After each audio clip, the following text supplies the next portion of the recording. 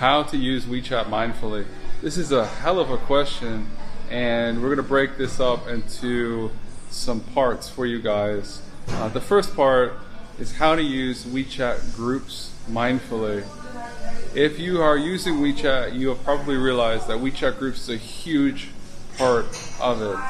And a few things that I like to mention is that when people communicate online, all you see is a screen. You don't see anything else. So a lot of times this text can be distorted. Now, if you're an advertiser, you're a content creator, or marketer, you might have events. It's very, very important to contact the group admin when you're promoting yourself on these groups. And the last thing about WeChat groups is ask yourself, am I being of value to the community? Am I being useful? And if yes, then you've got the right mindset with that.